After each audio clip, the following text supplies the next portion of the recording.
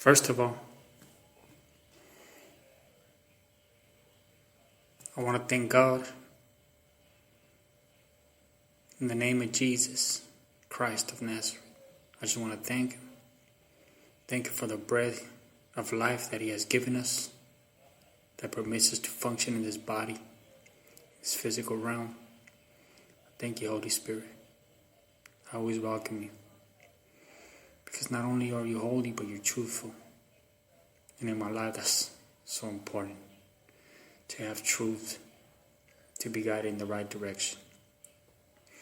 I acknowledge you, God, for who you are, for who you have always been and is.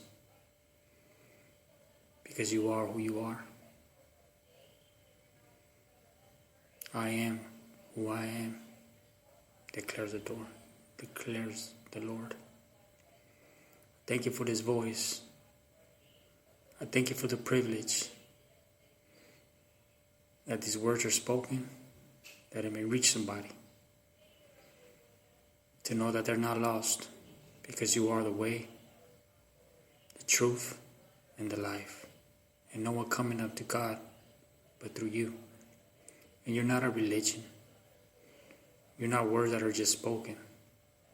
You are the word that brings everything into existence. Because you are action. And you are word that's executed to the T.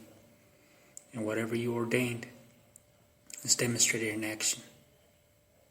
Because you live according to who you have always been. In your very life is God with us. Your very life exposed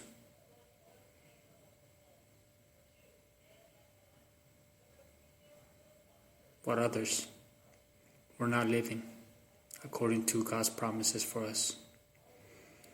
So I'm glad you are the straight source. I'm glad you cut out the middleman. And I come before you, and I thank you for the world. I thank you for humanity, from all walks of life, and I ask for mercy